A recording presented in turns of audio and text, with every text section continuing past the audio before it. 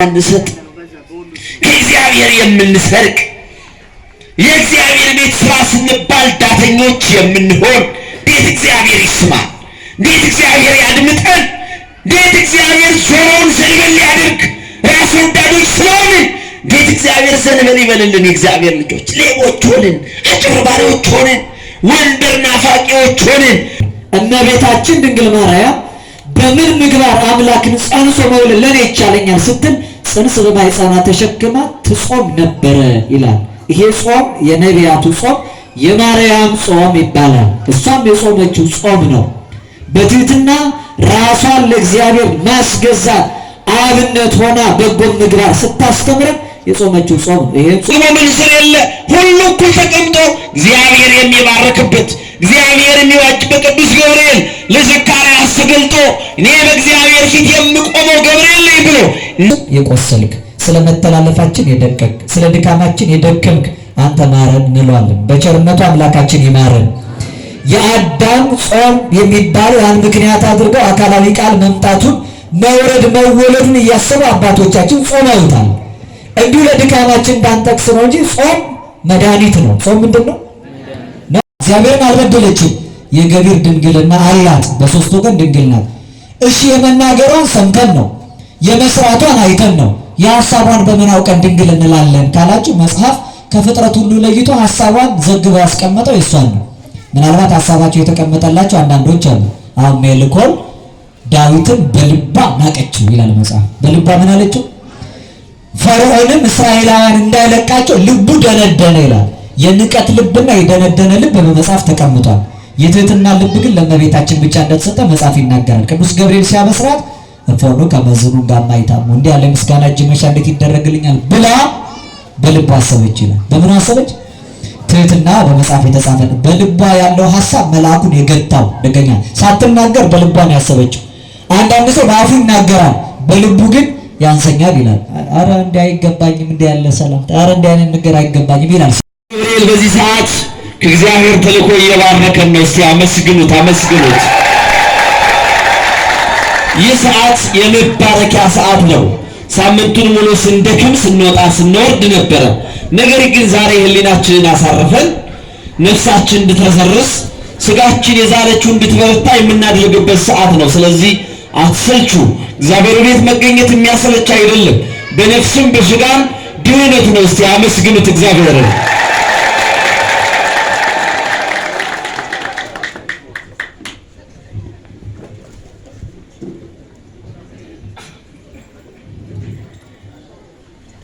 እንግዶቻችን እየመጡ ነው። መቼም የጀሞ ደብረ ኃይል ህዝብ የተቀደሰ ህዝብ ነው፣ የተባረከ ህዝብ ነው። ርስቱን የሚሰጥ የቤተ ክርስቲያን ሲሰራ እዚህ አካባቢ ያሉ ሰዎች ሰጥተው ነው የተጀመረው። አሁንም እንዲሁ ደግሞ እናንተው ሰርታችሁ እርግጥ ነው ተግባሩም ለእናንተ ነው። ቤተ ክርስቲያን ሲመሰረት ልጆቻችሁ ሲወለዱ ክርስትና የሚያነሱበት፣ ሲያገቡ እንደዛው ጋብቻ የሚፈጽሙበት፣ ሲሞቱ ደግሞ ረፍተ ስጋቸውን ረፍተ ነፍሳቸውን በፍትሐት አባቶች ተገኝተው የሚያሰናብቱበት ቦታ ነው። ስለዚህ ሁልጊዜ ቤተ ክርስቲያንን በትጋት በንቃት መጠበቅ አለብን። ይልቁንም በዚህ በፈተና ወቅት ዛሬ ቤተ ክርስቲያን እየተገፋች ያለችበት ወቅት የመከራ ወቅት ነው። ቤተ ክርስቲያን ሲጀመር መጀመሪያ እኛ ነን። ቀጥሎ ደግሞ በአፋ ዚጋ የምናየው ብዙዎቻችን ተቀምጠን በነፍስም በስጋም የምናርፍበት ቦታ ነው። ለዚህ ሁላችን መትጋት፣ ለበጎ ነገር መቅናት፣ ልማት ለቤቱ እንዲሆን ቅዱስ ዳዊት እንደተናገረው በቤት ልማት ይሁን እንዳለው በቤቱ ልማት ስናለማ የሁላችን ሕሊና ደስ ይላል። ዛሬ ቤታችንን ስናለማው ደስ እንደሚለን ሁሉ ከዛ በላይ ለጽድቅ ክርስቶስ ፊት ስንቀርብ በቀኝ ስንቆም የምንመሰክረው ምስክርነት ቤቱን በመስራት ቤቱን በማጠር ለቤቱ በመቆም የምናደርገው አስተዋጽኦ ትልቅ ነው። ዛሬም የጀሙ ህዝብ የተቀደሰ ህዝብ ነው። ጠዋትም እንዲሁ እርግጥ ነው በጣም ስትደክሙ ውላችኋል። ሲያውንም አመስግኑት፣ አይዟችሁ። እግዚአብሔርን እንድናመሰግን የተሰራን ዛሬ በውጭ ብንሄድ ጦርነቱን ነው የምንሰማው፣ መከራውን ነው የምንሰማው፣ የኑሮ ውድነቱን ነው የምንሰማው። ስቃዩን ነው የምንሰማው። እግዚአብሔር ቤት ስንመጣ ድሃ የለ፣ ባለጸጋ የለ፣ መኳንንት የለ፣ እንዲሁ ደግሞ ምንዝር የለ። ሁሉ እኩል ተቀምጦ እግዚአብሔር የሚባርክበት እግዚአብሔር የሚዋጅበት ቅዱስ ገብርኤል ለዘካርያስ ተገልጦ እኔ በእግዚአብሔር ፊት የምቆመው ገብርኤል ነኝ ብሎ እንዳጽናናው ተስፋ ያጣ ሰው ሙሉ አይደለም። ደካማ ነገር ይኖረዋል። ደካማ ጎን አለው። ጓዳችን ቢበረበር ብዙ ነገር አለ። ግማሹ ገንዘብ ያለው ጤና ያለው ገንዘብ ስራ በማጣት በትዳር በመፈተን ልጅ በማጣት ብዙ መከራል፣ ብዙ መውጣት መውረድ አለ። እዚህ ተቀምጠን እግዚአብሔርን ስናደምጥ እንደ ዘካርያስ ታትመን ስንገኝ እግዚአብሔር ለኛ ተገኝቶ በመልአኩ አማካኝነት ያሸግረናል። ሲያመስግኑት እግዚአብሔርን። ገና ብዙ መምህራን እንዲሁም ደግሞ አርቲስቶች ይመጣሉ። ለኛ በጎ ነገር በሁሉም እግዚአብሔር መንገድን ያሳየናል፣ ያስተላልፍልናል። ታላቁ አባታችን በእውነት ሁልጊዜ የምንወዳቸው እዚህ ቦታ ላይ ደግሞ አክብረው ሁልጊዜ መጥተው ህዝቡን የሚባርኩት መልአከ መንክራት አባ መንግስት አብም ተገኝተዋል። እሳቸውንም ገና ድምፅ እንሰማለን። ሌሎቹም እነ ዶክተር ቴዎድሮስ እነ መምህር አድነ ወንድሙ ዘማሪ ትምህርትነሽ ከነ ዘማሪ ዳግማዊ ጋር ገና ያገለግሉናል። ተስፋ ሁላችን ደስ ብሎን በተስፋ እግዚአብሔርን እንጠብቅ። ለሀገራችን የምንጸልይበት ወቅት ነው። ለሀገራችን ዛሬ በጸሎት ነው የምንሻገረው። ልክ እንደዛች እንደ ራሔል አልቅሰን ነው እግዚአብሔር ጋር የምንታረቀው፣ እግዚአብሔርን የምንቀርበው፣ እግዚአብሔርን በፍቅር የምናሸንፈው። ያዕቆብ በፍኖተ ሎዛ ከእግዚአብሔር ጋር ታገለ ይላል። እግዚአብሔርን አሸንፈው በፍቅር። ዛሬም ኢትዮጵያውያን እኛ ማድረግ የሚጠበቅብን ይሄን ነው። ቤቱ ተገኝተን በቀራንዮ አምሳያ የሆነችውን ቤተክርስቲያን፣ በኢየሩሳሌም አምሳያ የሆነችውን ቤተክርስቲያን በፍቅር ይዘን እያለቀስን ጠብቀን ኢትዮጵያን እንዳናድናለን። እስቲ አመስግኑ እግዚአብሔርን፣ አመስግኑ። መቀመጥ እርግጥ ነው ይደክማል አንዳንዴ። ነገር ግን እግዚአብሔርን ቃል ስንሰማ ምንም አይታሰበንም፣ ምንም አይታየንም። ዝንቱ ነዳይ ጸርሃ ወእግዚአብሔር ሰሞ፣ ችግረኛው ጮኸ እግዚአብሔርም ሰማው እኮ ነው የሚለው ቅዱስ ዳዊት። ብዙዎቻችን ዛሬ በችግር ነው ያለነው። ብዙዎቻችን በሐዘን ነው ያለነው። ብዙዎቻችን በመከራ ነው ያለነው። በመከራ ሸለቆ ውስጥ እያለፍን ነው። ደስታ የለም። ዛሬ ገንዘቤን እንዴት አድርጌው እንላለን። ዛሬ እውቀቴን እንዴት አድርጌው እንላለን። በዚህ በኩል የምንሰማው መዓት አለ። ችግረኞች ነን የእግዚአብሔር ልጆች፣ ልንጮህ ይገባል። ዛሬ አርሰናል ማንቸስተር ብንል ትርጉም የለውም። እነሱ ለልማት ፊታቸውን አዝረው ለኛ ግን ጫወታውን ያሳዩናል። እነሱ ልማታቸውን ያሳድጋሉ፣ እኛ ግን ለማናውቀው ኳስ ደጋፊ ሆነን ከቤተ እግዚአብሔር ርቀን በተለያየ ነገር ኋላ ቀርተናል። የእግዚአብሔር ልጆች አባቶቻችን ኢትዮጵያን ለ3000 ዓመት ያሻገሩት በትጋት ነው። ችግራቸውን እየነገሩ ለእግዚአብሔር መዓት ሲመጣባቸው፣ መከራ ሲመጣባቸው ያ ሰናክሬም ትዝ ይላችኋል። ሕዝቅያስን ደብዳቤ ጽፎ አሸንፍሃለሁ አለው። መጥቼልሃለሁ፣ እኔ እረታለሁ፣ ሀገሬንም አቃጥላለሁ፣ ሕዝቤንም አጠፋለሁ ባለው ጊዜ ሕዝቅያስ ችግረኛ እንደሆነ አውቆ ወደ መቅደሱ ሄዶ አለቀሰ። አለቀሰ፣ አነባ፣ ለእግዚአብሔር ጮኸ። እባክህ ችግሬን ተመልከት፣ ቆላፍ የሆነው ሊያጠፋኝ መጥቷል፣ እባክህ ምሕረትን ላክልኝ አለው። መልአኩን ነው የላከለት። መልአኩን 185,000 የሰናክሬምን ወታደሮች ሌሊት ሲያጭዳቸው አደረ ነው። ሲያመስግኑ እግዚአብሔር። ዛሬም እኛ የምንሰማው የምናየው በዓይናችን እንዳናይ ያደርገናል እግዚአብሔር። የኢትዮጵያ አምላክ የት ሄዶ? አያንቀላፋም እኮ። የአባቶቻችን ጸሎት፣ የነ ተክለ ሃይማኖት ጸሎት፣ የነ ገብረ መንፈስ ቅዱስ ጸሎት፣ የነ ቅድስት አርሴማ ጸሎት የት ሄዶ? ይረዳናል። ግን ችግራችንን ተመልክተን መጮህ አለብን። የእግዚአብሔር ልጆች ለልማት መሮጥ አለብን። ስግብግቦች ሆንን፣ ራስ ወዳዶች ሆንን፣ አስራታችንን እንኳን በአግባቡ የማንሰጥ ከእግዚአብሔር የምንሰርቅ የእግዚአብሔር ቤት ስራ ስንባል ዳተኞች የምንሆን እንዴት እግዚአብሔር ይስማል? እንዴት እግዚአብሔር ያድምጠን? እንዴት እግዚአብሔር ጆሮውን ዘንበል ያድርግ? ራስ ወዳዶች ስለሆንን እንዴት እግዚአብሔር ዘንበል ይበልልን? የእግዚአብሔር ልጆች ሌቦች ሆንን፣ አጭበርባሪዎች ሆንን፣ ወንበር ናፋቂዎች ሆንን፣ ራስ ወዳዶች ሆንን። በኃጢአት መንገድ ላይ ነው የምንገኘው ብዙዎቻችን። እንዴት ታዲያ እግዚአብሔር ይታረቅ? ችግረኛ መሆናችንን እኮ አልነገርነውም፣ አላለቀስንም። አባባማማ ወደ ለቅሶ ለንስሐ አልቀረብንም፣ ለእግዚአብሔር ቤት አልተፋጠንም። የኔና የእናንተ አባቶች ግን ርስታቸውን ይሰጡ ነበር። ዛሬ የተስፋፋችው ቤተክርስቲያን እኮ ከመሬት ተነስታ አይደለም። አባቶቻችን የራሳቸውን ገንዘብ ወርቃቸውን ብራቸውን ሰጥተው ለእግዚአብሔር፣ ይልቁንም ነገስታቱ ወደ ቤቱና ዓለም ይገቡ ነበር። አፄ ገብረ መስቀል፣ ደጋጉ ነገስታት እና አፄ ዮሐንስ የዚህን ዓለም ከንቱነት፣ ይህ ዓለም ኃላፊ ነው እንደሚያልፍ ያውቁታል። ምንም እንደማይጠቅም ያውቁታል። በእውነት በገንዘብ ላይ ብንተኛ ዛሬ ምን ያስደስታል? ትልልቅ ፎቅ ሰርተው ዛሬ ስደተኞች የሆኑ እኮ ብዙ ነገር ዛሬ ገንዘባቸው ሊያድናቸው ያልቻሉ ስደተኞች ሆኑ፣ መጻተኞች ሆኑ። የሞላ ቤት የነበራቸው ትዳራቸው የተፈታባቸው ዛሬ መኮረኒ ልመና የቆሙ ብዙዎች እኮ አሉ።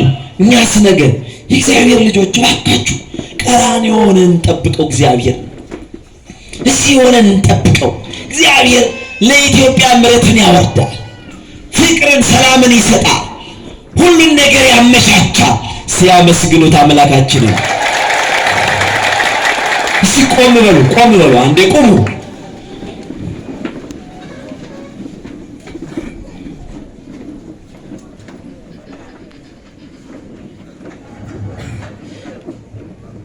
መምህራችን ተገኝተዋል። አይዟችሁ፣ ሲያመስግኑት እግዚአብሔርን አመስግኑት።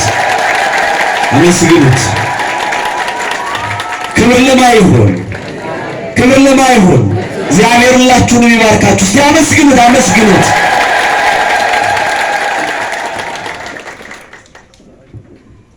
እሺ፣ አረፍ በሉ። አሁን ትንሽ ፈታ ብላችኋል። አሁን አረፍ በሉ። አይዟችሁ፣ መቀመጥ ራሱ ይደክማል። አረፍ በሉ።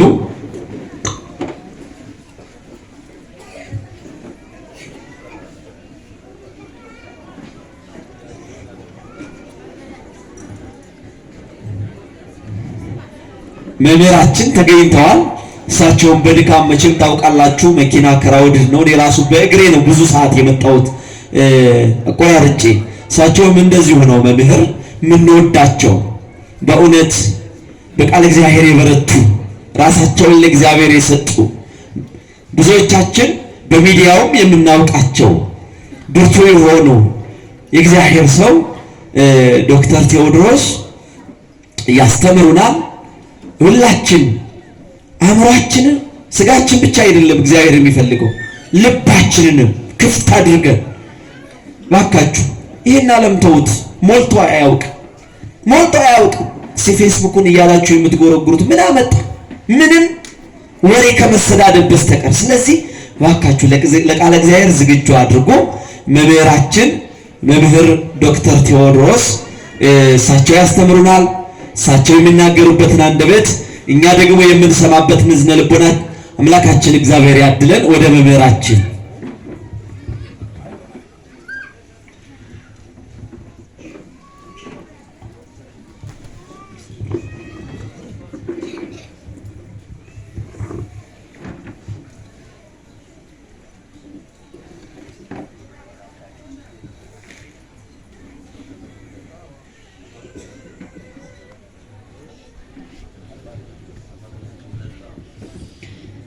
ሁላችንም በጋራ እናማት። በስመ አብ ወወልድ ወመንፈስ ቅዱስ አሐዱ አምላክ አሜን።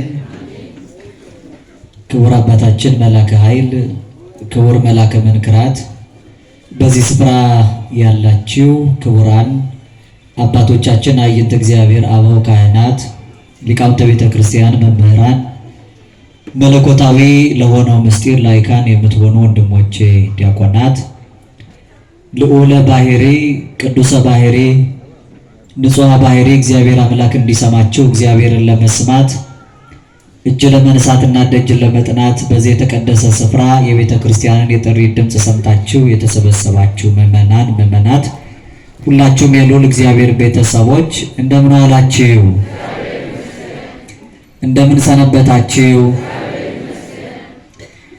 እንድናስበው የረዳን እንድናመሰግነው የፈቀደልን የበደል የኃጢአታችንን መብዛት በእርሱ ፊትም ያሳየነውን የምግባር ጉድለት ሳይመለከት ከማያልቅ ልግስናው ከማይጓደለውም ቸርነቱ የንስሐ ዕድሜ ሰጥቶ የሚጠብቀን የአበው የቅዱሳን አምላክ እግዚአብሔር ፈጣሪያችን በሕይወታችን ሁሉ ስለማይነገረው ስጦታው ስሙ ለዘላለም ይክበር ይመስገን። ቀደም ብሎ ለመድረስ ጥረት አድርጌ በጣም መንገዱ የተዘጋ ፍተሻ የሚበዛበት ነው። አቅጣጫውንም ስለሳት ነው እንግዲህ ወደፊት ህንፃው ተሰርቶ ሲያል ከሩቅ ስለሚታይ አንስተው አናልፈው ጨርሱና እኛም እንዳይማታብን ቶሎ እንድናገኘው ከሩቅ አይተን እጅ ነስቶ ደጅ ጠንቶ ለማለፍም ምክንያት እንዲሆን ህንፃውን በጊዜ ሰርተን እንጨርስ። እግዚአብሔር ያስፈጽመን። ብዙ መምህራን ሊቃውንት በመካከላችን አሉ፣ ይኖራሉ፣ ይመጣሉ፣ እንማራለን። ከኔ ጋራ መዳረሻ እንዲሆን በር ለመክፈት ኃይል ለመግለጥ የሚረዳ ጥቂት መልእክት አሁን ያለንበትን ወቅት የሚያወሳ ትምህርት እንማራለን። መነሻ ኃይለ ቃል የሚሆነን ሁል ቀን በቤተ ክርስቲያን እንሰማዋለን። እንደው ቅዳሴ ሲጀመር ምን ተብሎ ነው የሚጀመረው? አሃዱ። ሲያልቅስ አቤት አሃዱ ከመባሉ በፊት ምንም የለም። በጣም ብዙ ጓዛል። በቤተክርስቲያናችን በጣም ብዙ ትምህርት አለ፣ ብዙ ቃል እግዚአብሔር አለ። እኛ መቼም ማውጫዋን ነው ማንስታትና በጣም የምናውቃት እትውን ነው። መጽሐፈ ነገሥት ቀዳማዊ አንደኛ ነገሥት ምዕራፍ 22 ቁጥር 17 ላይ እቱ ውስተ አብያቲክሙ በሰላም ወደ ቤታችሁ ተመለሱ የሚል ቃል ተጽፏል። ይህን መነሻ አድርገን እንማማራለን። እስኪ ሁላችሁም በሉ በሰላም ወደ ቤታችሁ ተመለሱ። ትደግሙት፣ በሰላም ወደ ቤታችሁ ተመለሱ በሉ እስኪ ለሶስተኛ ጊዜ። መልካም። ጸልዩ ወሰአሉ ለናሂ ከመ ያርሁ እግዚአብሔር አናቀጸ ቃል ወጸልዩ ሊተ ብዙሃ ከመ እክስቱ ዘክርስቶስ ምስጢረ በከመ ይደልወኒ እንግር። ሰማያዊ የሆነውን የጌታችንና የአምላካችን የመድኃኒታችን የኢየሱስ ክርስቶስን ቅዱስ የሆነ ሰማያዊ ቃል እንድንማማር የምስጢር ባለቤት አምላካችን እግዚአብሔር በቸርነቱ ለሁላችንም የቃሉን ደጅ የልቦናችንን ጆሮ እንዲከፍትልን ጸልዩ። ይልቁንም ልናገር እንደሚገባኝ መጠን ብቻ እንድገልጠው እኔንም በጸሎታቸው አግዙኝ። ለእኔ ለደካማው ባሪያ ተናጋሪ አንደበት፣ ለእናንተ ለአገልጋዮቹ ሰሚ ጆሮ፣ አስተዋይ አእምሮ፣ ውሳጣዊ ልቡና፣ መንፈሳዊ ሰብዕና እግዚአብሔር በቸርነቱ ያድለን። እውቀት ከምስጢር ጥበብ ከማስተዋል እያስማማ ለፍጥረት ሁሉ በሚገባው መጠን የሚገልጥ ልሳነ ዓለም ከሳቴ ምስጢር አምላካችን አንዱ እግዚአብሔር መንፈስ ቅዱስ ነውና በበዛው ቸርነቱ ለሁላችንም ከራቀው አቅርቦ ከረቀቀው አጉልቶ ከተሰወረው ገልጦ ከተከደነውም ከፍቶ እንድንረዳ ይርዳን። ህጥይተ አምሳል እምነ አምሳላት ከምሳሌዎች ሁሉ ምሳሌ ታጣላት። ምንም አይነት ምሳሌ ከምንም ተገኝቶ ክብሯን የማይገልጥላት መዝገበ ምስጢሩ የቤተ ክርስቲያናችን አንደበት ጻሪተ መርገሙ ለአዳም መድኃኒታ ለሔዋን የምንላት የሁላችን የኛ የኃጥአን ተስፋ የዓለም ሁሉ የመዳን ምክንያት ላዘነው፣ ለተከዘው፣ ለተጨነቀውና ለሚያለቅሰው ዓለም ከልቡ ላይ ሐዘን ከፊቱ ላይ እንባ እንዲርቅ መጽናናት የሆነውን መድህን የወለደች መዋዘ ፍስሐ የደስታ መፍሰሻ በጨለማና በሞት ጥላ መካከል ለነበርነው ከድቅድቅ ጨለማ ወደሚደነቀው ብርሃን እንድንሻገር ማንም የሚቀርበው የሌለውን ብርሃን ምስራቅ ሆና ፀሐይ የወለደችልን እመብርሃን ለሞተውና ለተቀበረው ዓለም ከሞት በኋላ ሕይወት ከመቃብር በኋላ ትንሣኤ የተገኘባት መሰረተ ሕይወት እመ ትንሣኤ ንጽሕተ ንጹሐን ቅድስተ ቅዱሳን እመቤታችን ድንግል ወላዲተ አምላክ ማርያም በአማላጅነቷ አትለየን።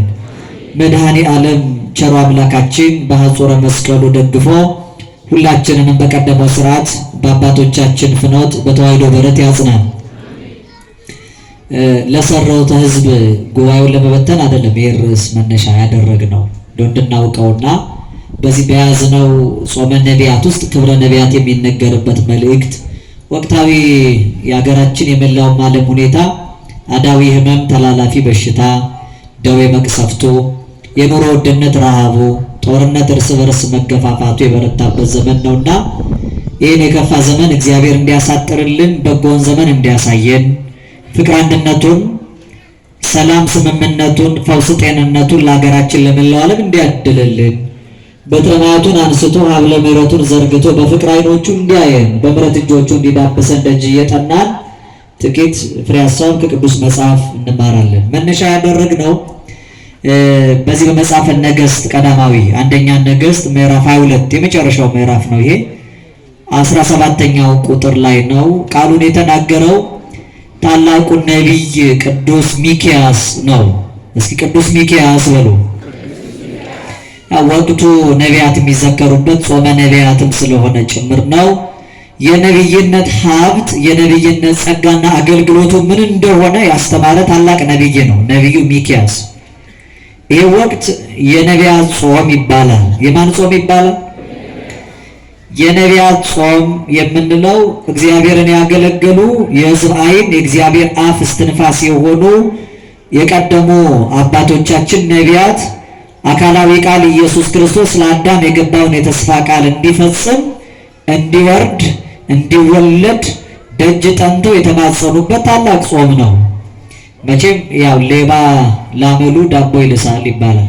ሰነፍ ለድካሙ ጥቅስ ይጠቅሳልና የማይጾም ብዙ ሰው ነቢያት በብሉይ ኪዳን ውረድ ተወለድ ብለው ነው የጾሙት። እኛ ተወልዷል ወርዷል ለምን እንጾማለን የሚሉ ሰዎች አሉ። የሐዋርያትን ጾም በአዲስ ኪዳን ነው ታዲያ ለምን አጾምም ሲባል የሐዋርያት ካህናት አገልጋዮች ናቸው። የሰኔ ጾምም የቄስ ጾም ነው ይላል ሰው። ያው ለድካሙ ሁሉ ጊዜ የሚወድቅበትን የበለጠ ድካሙን የሚያግዝበትን የመጽሐፍ ኃይለ ቃል እየፈለገ ጥቅስ የሚጠቅስ ደካማ ሰው አለ። የነቢያቱን በረከት የነቢያቱን ረድኤት እነሱ ያገኙትን ጸጋና ሀብት አምላካችን እንዲያሳድርብን ጾማቸውን ጾማችን አድርገን እግዚአብሔርን እንማጸነዋለን፣ አምላካችንን ደጅ እንጠነዋለን። በእርግጥ የነቢያት ጾም ይባል እንጂ ቅሉ ከሌሎቹም አጽዋማት ሁሉ በረከትና ረድኤት ያለበት ነው። ሀሳባችሁ እንዳይባክን ከሁሉም አጽዋማት ረድኤትና በረከት ያለበት ነው። በቤተክርስቲያናችን ጾም በሁለት ይከፈላል። አንደኛው የአዋጅ ጾም ይባላል። በአንድነት በህብረት በማይበር የምንጾመው ጾም ነው። ሁሉ ሰው እንዲጾም ቤተክርስቲያን የደነገገችው ነው። ሁለተኛው በግል የምንጾመው የፈቃድ ጾም ይባላል። በምክረ ካህን በቀኖና ሊሆን ይችላል። ከኃጢአት ከበደልም ደግሞ ነጽቻለሁ የሚል ሰው ለትሩፋት የሚጾመው ጾም የፈቃድ ጾም ይባላል። ደህና ናቸው አይደል? እሺ፣ ችግር አልተፈጠረም። መሸሽ የጀመረው ሳለ ይመስላል ከኋላ ወንበር ወደ ደስ የአዋጅ አጽዋማት የሚባሉት ሰባቱም አጽዋማት የሚያስገኙትን በረከት የሚያስገኙትን ረድኤት በገና ጾም እናገኘዋለን። ይሄ የነቢያት የገና ጾም የሚባል የሁሉም አጽዋማት በረከት ያደረበት ጾም ነው። ምሳሌ እንዲሆነ ጥቂት ልንገራችሁ። ለምሳሌ ከሰባቱ አጽዋማት ከገና ከነቢያት ጾም ውጪ የምታውቁትን ጾም እስኪ ንገሩኝ። አታውቁም? ጾም ጎሽ፣ ጥሩ ነው። ጾም አታውቁም። ሰው ሲጠየቅ የማይመልሰው ይላሉ አባቶቻችን ሊቃውንት፣ ሰው ሲጠየቅ የማይመልሰው ለሁለት ምክንያት ነው። አንደኛ መልሱ ሲርቀው ነው፣ ምን ነበረ ሲል ነው። ሁለተኛ ጥያቄውን ሲንቀው ነው። አሁን ይሄ ጥያቄ መሆኑ ነው ሲል ማለት ነው። እናንተ ለምንድን ነው የማትመልሱ? ንቃችሁ ነው ወይስ ርቋችሁ ነው? እያሰባችሁ ነው? እናቴ እሺ ምን አሉኝ? የፋሲካ ጾም የሚባለው አብይ ጾም ጾመ እግዚእ ይባላል። የጌታ ጾም ነው እሱ፣ ጌታችን የጾመው የእሱ በረከት በዚህም ጾም ላይ አለ። እሺ እናቴ፣ የእሱ ጾም በረከት በዚህም አለ። ምክንያቱም ያ የጌታ ጾም እንደሚባለው ይሄ ጾመ ገና የጌታ ጾም ይባላል። የጌታ ልደት አስበን የምንጾመው ነው። ሀብት ረድኤት ጸጋ ስጦታን የሚያድለው ኩሉ ሀብት ሰናይ ወኩሉ ፍጹም ዘምላይሎ የያዕቆብ መልእክት ምዕራፍ 1 ቁጥር 17 ላይ በጎ ስጦታ ሁሉ ፍጹምን በረከት ሁሉ ከላይ ነው ስለሚል ከላይ ስጦታን በረከትን የሚያድለው አምላካችን የምናስብበት የእሱ ልደት የሚዘከርበት ነው።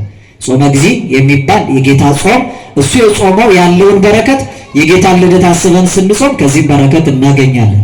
ሌላ የምታውቁትን ጾም ጥቀሱ እስኪ። ምን አላችሁ?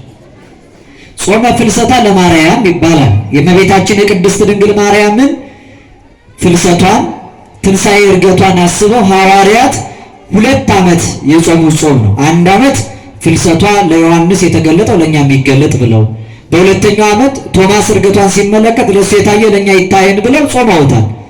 የእመቤታችን የቅድስት ድንግል ማርያም ጾም ነው ሐዋርያት ስለሷ የጾሙት። ይሄ የገና ጾም ግን ሌሎች ስለሷ የጾሙት ሳይሆን እሷ ራሷ የጾመችው ጾም ነው። ጾመ ማርያም ይባላል። የገና ጾም ጾመ ማን ይባላል? እመቤታችን ራሷ ጾመዋለች። ለምን ጾመችው ያላችሁ እንደሆን ታላቁ መልአክ ዛሬ የምናስበው ቅዱስ ገብርኤል ወደ እርሷ መጥቶ የምስራች ሲነግራት እንደ ካህኑ ዘካርያስ ሳትጠራጠር፣ እንደ መምህሩ ኒቆዲሞስ ሳትከራከር አካሄዱን በመመርመር ይኩነኒ ስትለው አካላዊ ቃል በማኅፀኗ ተቀረጸ፣ ጸነሰችው። ጸንሳው ሳለ እመቤታችን ጥንቱን መጽሐፍ ስታነብ የነቢያት ትንቢት ፍጻሜ፣ የአበው ኅብረት ምሳሌ ማረፊያ ያችን የድንግል ሴት ታሪክ ታነብ ነበር። ድንግል በድንግልና ትጸንሳለች፣ ወንድ ልጅ ትወልዳለች የሚለውን ስታነብ ምን አለ በዚያ በትንቢቱ ፍጻሜ ዘመን ተገኝቼ ያችን ድንግል ባሪያዋ ሆኜ ባገለግላት፣ እንጨት ሰብሬ ውሃ ቀድቼ በተላላኳት ትላለች። በትህትና የምትኖር ቅዱስ ያሬድ ሊቁ ፈልፈለ ማሕሌት እንዘ አመቱ እሙ ረሳያ ይላል። ባሪያው ሆና ሳለች እሱ ግን እናቱ አደረጋት። አገልጋይ መሆን ስትሻ ነይ አመቱ እነሆ እኔ እሱ ባሪያ ነኝ ስትል እሙ ለእግዚእ የጌታ እናት እየተባለች እንድትጠራ አደረጋት። ትህትና ገንዘቧ የሆነ የትሑት ኢየሱስ ክርስቶስ እናት ትሕት ድንግል ማርያም አካላዊ ቃልን በማኅፀኗ ተሸክማ ምን ትል ነበር? በምን ምግባር እሱን ጸንሶ መውለድ ለእኔ ይቻለኛል ብላ እመቤታችን ራሷ ትጾመው ነበር ይላል። የሰማችሁ ነው። ጽንስ በማኅፀኗ ተሸክማለች። ሊቃውንት ብእሲት እንተ ጾረት ነፍስ፣ ነፍስ የተሸከመች ሴት ነፍሰ ጾር ወይም ነፍስ የተሸከመች በልማድ ነፍሰ ጡር ትባላለች። ዛሬ እናቶችና እህቶች ጸንሰው ይጾማሉ። እንዴ ትጾማላችሁ እናንተ? ጽንስ ይዛችሁ እርጉዝ ሴት ትጾማለች? አይ ንስሐ አባቴ ፈቅደውልኛል፣ ሐኪም ከልክሎኛል ሲሉ ሲበሉ ሲተኙ ነው የሚታዩት። አይጾሙም፣ አይጸልዩም። የእመቤታችን እናቷ ቅድስት ሐና ነሐሴ 7 ቀን የእመቤታችንን ጽንሰት አስመልክቶ በሚነበበው ተአምረ ማርያም ላይ ሐና በስተርጅና ዘመኗ ጸንሳ ሳለ የሰጣትን እንዲጠብቅላት ስግደትን ታበዛ ነበር ይላል። እየሰማችሁ ነው። አሮጊቷ ሐና ጽንስ በማኅፀኗ ተሸክማ እግዚአብሔር የሰጣትን ጽንስ እንዲጠብቅላት ምን ታበዛ ነበር? ትሰግድ ነበር ሳይሆን ስግደት ታበዛ ነበር። እመቤታችን ድንግል ማርያም በምን ምግባር አምላክን ጸንሶ መውለድ ለኔ ይቻለኛል ስትል ጽንስ በማኅፀኗ ተሸክማ ትጾም ነበረ ይላል። ይሄ ጾም የነቢያቱ ጾም የማርያም ጾም ይባላል። እሷም የጾመችው ጾም ነው። በትህትና ራሷን ለእግዚአብሔር ማስገዛት አብነት ሆና በጎ ምግባር ስታስተምረን የጾመችው ጾም ነው። ይሄን ጾም መጾም ጾመ ማርያምም ስለሆነ ከእመቤታችን ረድኤት በረከትም ያሳትፋል። ሌላ ጾም ጥቀሱ እስኪ። የጽጌ ጾም የሚባል አለ። የጽጌ ጾም ማለት ግን የፈቃድ ጾም ነው፣ የአዋጅ ጾም አይደለም። አንዳንዶች ምን ይላሉ? የጽጌ ማህሌት እንጂ የጽጌ ጾም የለም ይላሉ። ሊቃውንት ግን ለዚህ ሲሞግቱ ምን ይላሉ? ጾም የሌለው በዓለ ሃምሳ ብቻ ነው ተው ይላሉ። ጾም የሌለው መቼ ብቻ ነው? ሁሌ ጾም አለ። ክርስቲያን ሁሌ ጾም አለ። ግን ጾሙ 2 አይነት ነው። አንደኛው የፈቃድ ይባላል፣ አንደኛው የአዋጅ ይባላል። ቤተ ክርስቲያን በአዋጅ የጽጌ ጾም ብላ ባትደነግግም ምዕመናን ግን ለፍቅሯ ስደቷን እያሰቡ ይጾማሉ። ከዚያ በረከት ይክፈለን። አሁን የጠየቅኩት እኔ ግን የአዋጁን አጽዋማት ብቻ ነው። ሌላ ጾም ረቡዕና ዓርብ ምንድን ነው የሚባለው? ስሙ ጾመ ድህነት ይባላል። እስኪ ጾመ ድህነት በሉ።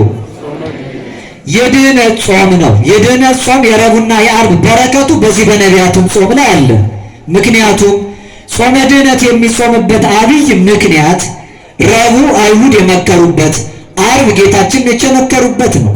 ረቡዕ እንደሚሰቀል የወሰኑበት፣ ዓርብ ዘይጼለው ወይ ጻለ ወእንዘ የሐመሙ ወይ ተቀየም፣ የጠሉትን ሳይጠላ ያሳመሙትን ሳይቀየም በቁጣ ሲጎትቱት በፍቅር የተከተለበት፣ እጅግሩን ለተሳለ ቀኖት አፉን ለመረራ ሐሞት አሳልፎ ሰጥቶ ድህነት ዋጋን የከፈለበት ጾም ነው ረቡዕ ዓርብ የሚባለው ጾም። ያ ድህነት ነው። ምን ተከፈለልን ያላችሁ እንደሆነ ስጋውን ቆርሶ ደሙን አፍስሶ ሕይወት ሰጠን። ስጋውን ሰጠን በሉ እስኪ። ስጋውን ከመስጠቱ በፊት ግን ስጋችንን ነሳ። የኛን ስጋ የነሳው በልደቱ ነው። ይሄ ጾም የድህነት ጾም መነሻ ነው። መድረሻው ቀራንዮ ነው። መነሻው ማኅፀነ ድንግል ማርያም ነው። ድህነት የተፈጸመባቸው የእርቅ ሰሌዳዎች ናቸው መስቀሉና እመቤታችን። በመስቀሉ በኩል ሞታችንን ሕይወቱን ሰጠን፣ በእመቤታችንም በኩል ሞታችንን ወሰደ። ቅዱስ ኤፍሬም ሶርያዊ መፍቀሬ ሰብ ሰውን ወዳጅ አቅረበና ሀቤሁ ወደ ራሱ አቀረበን። ዘዚአነ ሞተ ነስአ የእኛን ሞት ተቀብሎ ወእንቲአሁ ሕይወተ ወሀበነ የእሱን ሕይወት ለእኛ ሰጠን። ለድህነቱ መድረሻ መነሻው ይሄ ጾም ነው። ጾመ ድህነት መነሻው ይሄ ጾም ነው። ሕይወቱን እንዲሰጠን ሞታችንን የወሰደው በልደቱ ነው። በልደቱ አማኑኤል ተብሎ ከኛ ጋር ሆነ። በስቅለቱ መድኃኔዓለም ተብሎ እኛ ከሱ ጋር ሆን። ስለዚህ ይህ ጾም የድህነት ጾም በረከትም ያደረበት ጾም ነው። ሌላ ንገሩኝ እስኪ ሌላ። አቤት ጾመ ጋድ የዚህ ማጠቃለያው ጋድ ስላለው አንዳንዶች የለም ጥምቀት ብቻ ነው ይላሉ። መጽሐፈ ፍትሐ ነገሥታችን የሥርዓት መጽሐፍ ግን የጥምቀትና የልደት ዋዜማ የሚሆነው የምስጢር መገለጫ ጾም ነው ይለዋል። የጋድ ጾም በዚህ ተጠቃሏል። ሌላ ንገሩኝ። አቤት ጾመ ነነዌ የነነዌ ክብርም በዚህ በነቢያቱ ጾም አለ። ምክንያቱም ትንቢት ተናጋሪው ምስጢሩን አብሳሪው ማነው? እርሱ ነቢዩ ዮናስ ነው። ነቢያትን የምናስብበት ጾም ነው።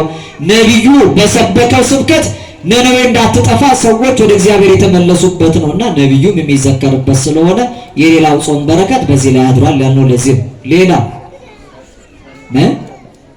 ምን አላችሁ?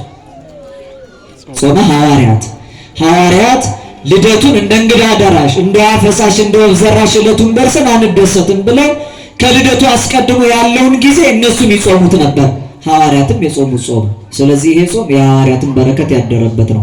የሁሉ አጽዋማት በረከት ያደረበት ስለሆነ የገና ጾም ያለፈ ለአዲስ ኪዳን ያልተረፈ ሰዎች እንዳይመስላቸው ከሁሉ በምስጢር የተያዘ ሁሉ የሚያሰጡትን በረከት እንዲያሰጥ ብዙ የሆነ ዋጋ የሚሰጥበት ታላቅ ጾም ነው።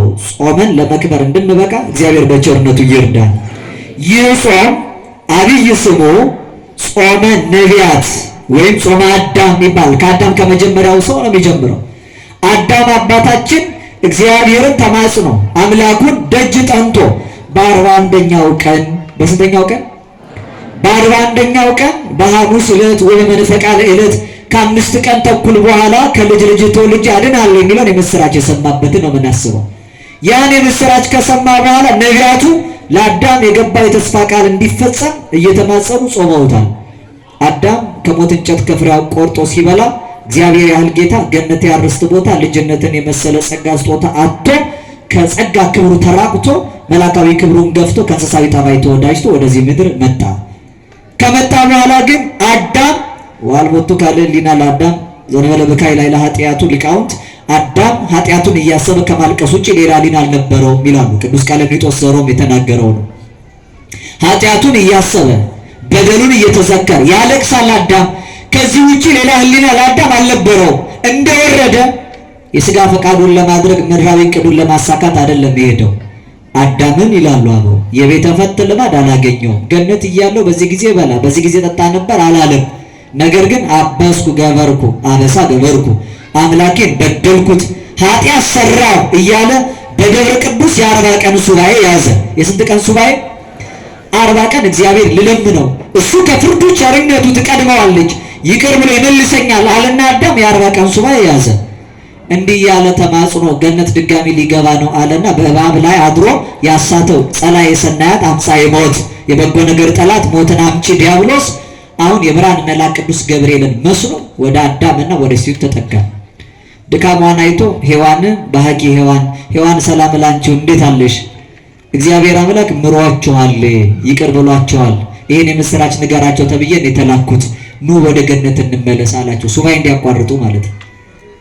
ደስ አላትና ወደ አዳም ሄዳ ቅዱስ ገብርኤል ተልኮ መጥቷል። እግዚአብሔር ጩኸት ልመናችንን ሰምቷል። ስለዚህ ናውጣ በቃ ወደ ገነት እንግባ አለችው። በስንተኛው ቀን? ገና ነው 40 አልሞላም። 35 ቀን ይቀረዋል። አዳም ምን አለ? የለም እንዴ ቀድሞ የፍጡር ቃል ሰምቼ እግዚአብሔር አምላኬን ክጄ ከገነት ተባረሬያለሁ። አሁን የፍጡር ቃል ሰምቼ አልሄድም። ምሬዋለሁ ራሱ ይበለኝና ቃሉን ሰምቼ ወደ ገነት ልምጣ አልወጣም አለ። ሔዋን ጥቅስ ጠቀሰች። ምን አለ እግዚአብሔር እንኳን በ35 ቀን በአንድስ ቀን ይምር የለ እንዴ አለችው። እግዚአብሔር በአንድ ቀን ይምራል አይምርም? እንዲህ ከሆነ ግን አይምርም። እሺ የሰማችሁ ለስንፍና ጥቅስ አይጠቀስም። አሁን 40 ቀን ሱባኤ የያዘ ሰው እስከ 9 ለመጾም ተነስታችሁ ጧት 3 ሰዓት ሲርባችሁ ግዴታ እስከ 9 ስለሆነ ነው እንደ እግዚአብሔር እስከ 3 ይሰማል አይሰማም? ኧረ አይሰማም። እንዴ ተውኝ። እስከ 9 ካላችሁ እግዚአብሔር የሚሰማው በስንት ሰዓት ነው? በ9 ሰዓት ነው። ምክንያቱም እሱ ያለውን እንደማያጥፈው ሁሉ ያለውን ሳናጥፍ ስንታመንለት ነው የሚሰማን። መጽሐፍ ለዚህ እኮ ነው መሐለ እግዚአብሔር ለዳዊት በጽድቅ ወይነስ እግዚአብሔር ለዳዊት በእውነት ቃል ገባለት ማለለት። ስለማላው እግዚአብሔር አይጸጸትም። ለዳዊት ስለገባው ቃል ኪዳን እንጂ አንተን በዚህ ዘመን መንግስትን አሳልፍ ነበር አለው ሶሎሞንን። በአንተ ዘመን አላደርገውም ለዳዊት ስለገባው ቃል ኪዳን ይለዋል። እግዚአብሔር ቃሉን እንደማያጥፈው ምዕመናንም ቃላቸውን ማጠፍ የለባቸው። ጥቅስ የሚጠቀሰው ለስንፍና አይደለም። ሰው ለመውደቅ እንቅፋት ነው የሚጠቅሰው። ጥቅስ የሚጠቀሰው ለመነሳት ምርኩዝ ሆኖ ነው። እስከ 9 ጾማለሁ ትሉና 9 ሰዓት ሲሆን ግዴታ እስከ 9 ስለሆነ ነው እንዴ? እስከ 12ስ ምን አለ? እግዚአብሔር አይሰማም ነው የሚባለው እንጂ እስከ 6 አይሰማም አይባልም። እስከ 9 ለመጾም የተነሳ ሰው እኛ ዘፈን ወይ ደግሞ ሀገራዊ ብሂል ይመስለናል። የመጽሐፍ ቃል ነው እንዴ የሚል ቃል አለ ያሉት ከሚጠፋ ይሄ መጽሐፈ መሳፍንት ላይ ታሪክ ነው። ዮፍታሔ የሚባል አንድ ሰው ጠላቶቹን ዘምቶ ወግቶ ለመመለስ ሲነሳ ለእግዚአብሔር ማለ፣ ለእግዚአብሔር ተሳለ። እንዲህ አለ፣ ጠላቶቼ እንድል ነስቼ ወደ ቤቴ በሰላም ከገባው ቀድሞ ወጥቶ የሰላም የሚለኝን ለአንተ መስዋዕት አድርጌ ያቀርባለሁ አለ። በሊናው ምን አስቦ መሰላችሁ? አንድ ነጭ በግ ነበረው። ሲወጣ ሲገባ ሰላም የሚለው እምወደውን በጌን ለምወደው እግዚአብሔር መስዋዕት አድርጌ እሰጣለሁ አለ። ጠላቶቹን ድል ነስቶ ዘምቶ ሲመለስ ሴት ልጁ በእልልታ አባቷን ተቀበለችው። ምን ብሎ ነው የማለው? ስመጣ በጌን አይደለም ያለው ሰላም የሚለኝን ያለው።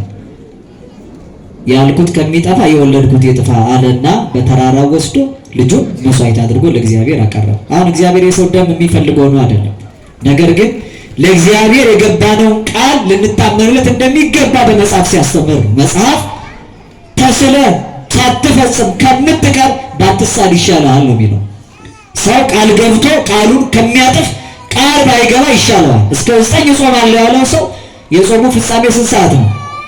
የሚፈቀድ እስከ 9 ነው። ከዛ በኋላ ቢያተርፍ ትሩፋት ነው፣ መብቱ ነው፣ የትርፍ ነው። ብዙ ወረከት ዋጋ ያሰጣል። 40 ቀን ብለው የገቡት አዳምና ሴቲቱ በ35ኛው ቀን እንዲወጡ ሔዋን የእግዚአብሔር ምሕረት ትዝ አላት። የቃየል ጥቅስ ማለት ነው ይሄ። ልጃቸው ቃየል ምን አለ? ምን መስዋዕት አቀርቡን የተባለ ዋናው መስዋዕት ይሁን እንጂ እግዚአብሔር አይበላው። ክርዳድስ ቢኖረው ምን ችግር አለ አለና ስንዴ ከክርዳድ ጋር አቀረበ። እግዚአብሔር ግን አይበላው እንዳለው እግዚአብሔር ደግሞ ንጹሕ አባሪ ስለሆነ ክርዳድ አይፈልግም የሚለውን ማወቅ ነበረበት። ለድክመት አይደለም። አንዳንድ ሰው ሲወድቅ ድቀት ሲያገኘው ስንፍና ሲጫነው ኃጢአትና በደል ሲያሳድፈው እኔ ብቻ ግን እንደበደልኩት መጽሐፍ ላይ ዳዊትም በድሏል ጴጥሮስ ክዷል ይላል ሰው። እንደሱ አይደለም የሚባለው። ዳዊት በድሏል አይደለም። ዳዊት ከበደለ በኋላ ምን ሆኗል? እሱን ከትሎ ማንበብ። ዳዊት ሌሊት ያለቅሳል። ሌሊቱን በሙሉ አልጋዬን በእንባዬ አጥበዋለሁ፣ ምንጣፌን አርሰዋለሁ። እኛ ከበደልን በኋላ አንዳችን ምንጣፋችንን ያርሰዋል፣ አልጋችንን ያጥበዋል። ምናልባት የምናለቅሰው በኃጢአታችን ምክንያት በሽታ ሲመጣ አሞን ነው እንጂ በኃጢአት እግዚአብሔርን አሳመንኩት ብለን አናለቅስም። አምላኬን ወጋሁት ብሎ ነው የሚያለቅሰው። ፈጣሪን አሳመንኩት ብሎ ነው የሚያለቅሰው። ዮሐንስ ወልደ ነጎድጓድ ጌታችን ሲቸነከር ከሊጦስጥራ የፍርድ ገበታ እስከ ቀራንዮ ኮረብታ ስቅለት ድረስ መከራውን አየ። ሊቃውንት ማለዳ ላይ ምን ይላሉ? በአንጻረ መስቀል ቀዊሞ ዮሐንስ በከየ ወይሌ ወይሌ ወይሌ አማኡ ተከርሱ ከመነደ እሳቱ በመስቀሉ አንጻር ዮሐንስ ቆሞ አለቀሰ። ምን እያለ? ወየውልኝ ወየውልኝ። ውስጥ ሆድ ዕቃው እንደ እሳት እየነደደበት ዮሐንስ ያለቅስ ነበር ይላል። አይሁድ እኮ ናቸው የሰቀሉት። በቃ እነሱ እኔ ነኝ የኔን ስጋ ነስቶ ሲመጣ የኔን ስጋን የለበሰ ደካማው ሰው ይኸው ጌታን ሰቀለ እያለ ገራፊዎቹ ሰቃሊያንን መስሎ በዚህ ደካማ ስጋ መከራ ጸናንበት ብሎ ዮሐንስ ያለቅስ ነበር። እነሱ እንዲህ ያወሩት። ቅዱስ ጴጥሮስ አላውቀውም ካለ በኋላ ወደ ውጭ ወጥቶ ይላል አለቀሰ። መራራ ለቅሶ አለቀሰ። ምን አይነት ለቅሶ? እግዚአብሔርን በደሉ። አዳም ካደ። ከካደ በኋላ አዳም አለቀሰ። ነገር ግን ሔዋን ትላወጣች አዳም በቃ 35 ቀን አይ የለም ካልክ 40 ብትሞላ ከሆነ እኔ ግን ቃሉን ሰምቻለሁ ብላ መልአክ የተመሰላትን ጸላዔ ሰናያት ተከትላ ወጣች። ወደ ገነት አደረሳቸውና እግረ ገነት እያሉ አውቃችሁኛል አላቸው። ሔዋን እንደወጣች አዳም አትለያት ተብሎ ነበርና እንግዲያውስ ጥላኝ ወጣለች ምን ላድርግ ብሎ ተከትሏት መጥቷል። ወደ ገነት እየሄዱ ነው። በቃ በ35 ቀን ምሮናል ብሎ ተስፋ አድርገው የበጎ ነገር ጠላት የሆነው ዲያብሎስ አውቃችሁኛል አለ። አንተማ እንዴ ምስራች የነገርከን አብሳሪው ፍስሐ ገጽ የምስራችን የነገርከን መልአክ አይደለህ እንዴ አሉት። እሱም ተግባሩን ጽልመት ራእዩን ይላሉ ሊቃውንት። ክፉ የሆነ ስራውን ጨለማ የሆነ ዓላማውን ገልጦ በፊታቸው አሳየ። እኔ ዓላማዬ እናንተን ከፈጣሪ ማለያየት ነው አላቸው። እጅግ አዘኑ። ሔዋን ሸሸች። አዳም ለቅሶውን ሳያቋርጥ በዚያ 3 ቀን የገነት አዕዋፋት ፍሬ እየመገቡት ቆየ። ከ35 ላይ 3 ሲደመር ስንት መጣ? አሁን ተከትያቸው ልግባ አለና አዕዋፋቱን እያየ ወደ ገነት ሲሮጥ እንዲህ እያለማ መድረሱ ነው አለና ዲያብሎስ ሊገለው ትልቅ ድንጋይ አንስቶ አዳም ላይ ጫነበት። ወተደብተረት ይእቲ እብን ላዕለ አዳም 3 መዓልተ ወ3 ሌሊተ 3 መዓልት 3 ሌሊት ይቺ ድንጋይ አዳም ላይ ድንኳን ሆነችበት። እንዳይሞት እግዚአብሔር መልአኩን አዞት መልአኩ ያንን ድንጋይ አነሳለት። ቅዱስ ገብርኤል ከሁላችን ላይ ሸክም ፈተና የሆነውን ድንጋይ ያንሳልን። ድንጋዩን ሲያነሳለት አዳም ደሙን አፍሶ ለእግዚአብሔር መስዋዕት አቀረበ። ሰው በራሱ ደም አይድንም አለና 3 ቀን በድንኳኑ 3 ቀን ፍሬ እየበላ 35 ቀን በደብረ ቅዱስ 41 ቀን የቆየውን አዳምን እግዚአብሔር አምላክ ቃል ኪዳን ገባለት። ከ5 ቀን ተኩል በኋላ ከልጅ ልጅ ተወልጄ አድንሃለሁ አሉ። ነቢያት እየተነሱ 40 ቀን እየጾሙ ያቺ የትርፏ ቃል የገባባት የአንድ ቀን ዕለተ ምርያ የማዳን ዕለት ትሰጠን ዕለተ ገና ትምጣልን እያሉ ደጅ ጠንቶ ተማጽነውታል። እኛም ዛሬ አባቶቻችን 41 ጊዜ ኪርያላይሶን በሉ ይሉናል። ስንት ጊዜ? ለአዳም በገባው ቃል ኪዳን ከሰማይ ሰማያት ወርደ የሩቅ ብእሲ ደካማ የሆነውን የሰውን ልጅ ስጋ አንተ ግን ፍጹም መለኮት ፍጹም ሰው በተዋህደው አምላክነትና ሰውነት ያለውን ስጋ ነስተህ ወደዚህ ዓለም መተህና አድነህናልና እባክህ ለአዳም በገባው ቃል ኪዳን ማረን ስንል 41 ጊዜ ኪርያላይሶን እንላለን። ሲመጣ በስርዓት በሕጋቸው ሰው ከኃጢአቱ ለመንጻት ከወንጀሉ ለመጥራት 40 ጊዜ ይገረፋል። ስንት ጊዜ ይገረፋል? 40 ከተገረፈ በኋላ ይለቀቃል። የማይገረፍ ከሆነ ይሰቀላል። በሕጋቸው ግን 40 መግረፍ ሲገባቸው ክርስቶስን 40 ሲቀር 39 አንዱ እየገረፈው ደከመኝ ብሎ ይቀመጣል። ስንት ላይ ነው ያቆምከው? እኔ እንጃ ጠፍቶብኛል። እሺ ድጋሜ ቁጠሩ ይልና ያስቆጥራል። 39 ይገርፈውና ደከመኝ እያለ አንዱ ይቀመጣል። እንዲህ እያደረጉ 40 ሳይሞሉ እየተሳለቁ እየተፈራረቁ 6666 ጅራፍ ገረፉት። ከሕግ ውጪ ከ40 በላይ ተገርፈዋልና ብለን 41 ጊዜ ኪርያላይሶን ስለ ሁላችን ቁስል የቆሰልክ ስለ መተላለፋችን የደቀቅ ስለ ድካማችን የደከምክ አንተ ማረን እንለዋለን። በቸርነቱ አምላካችን ይማረን። የአዳም ጾም የሚባለው ያን ምክንያት አድርገው አካላዊ ቃል መምጣቱን መውረድ መወለዱን እያሰቡ አባቶቻችን ጾመውታል። እንዲሁ ለድካማችን እንዳንጠቅስ ነው እንጂ ጾም መድኃኒት ነው። ጾም ምንድን ነው? ነው አይደለም? ምን ነው የሚያድነው?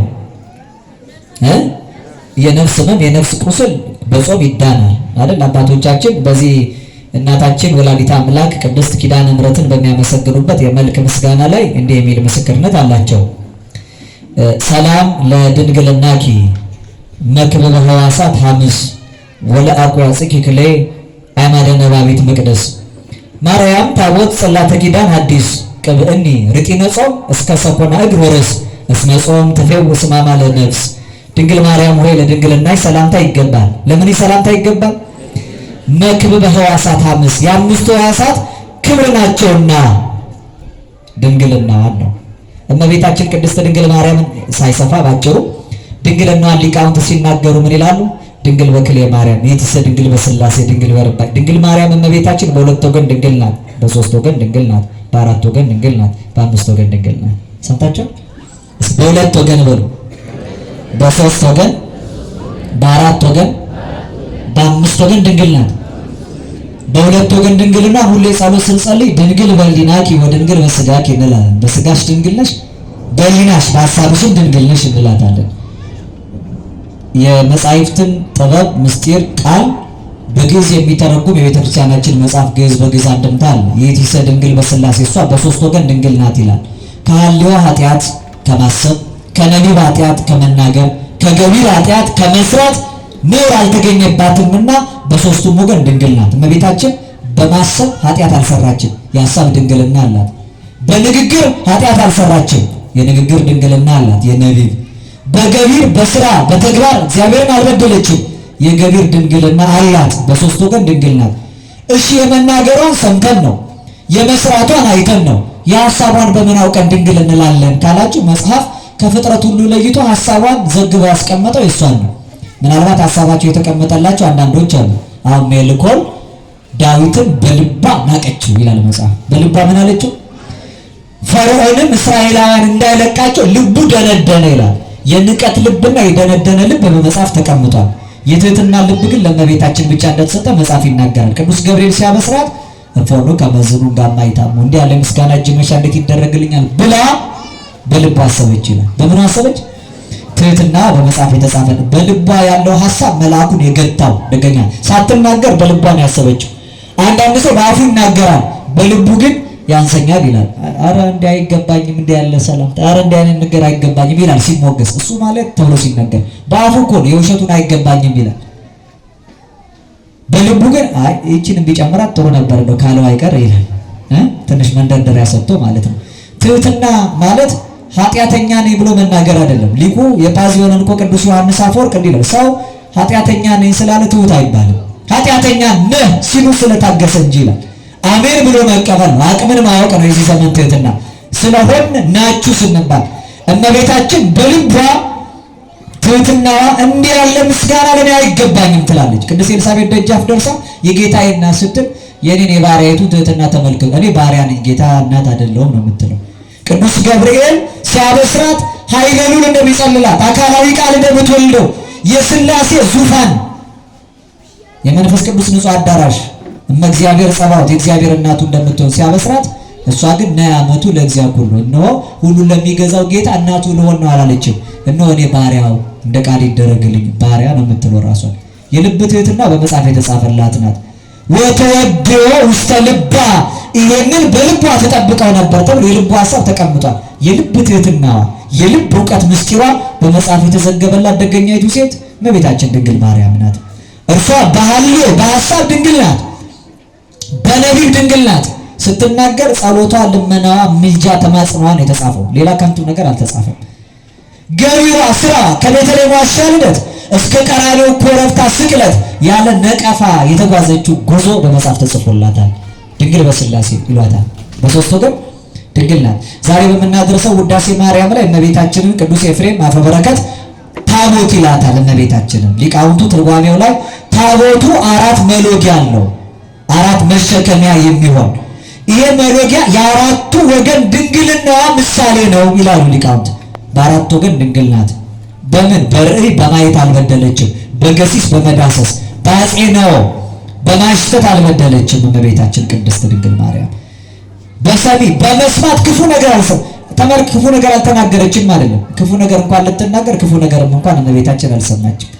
እንኳን ክፉ ልትሰራ አላየችም፣ ክፉ አላሸተተችም። በሚገባውም እንኳን እመቤታችን ንጽሕት ናት። እየሰማችሁ ነው።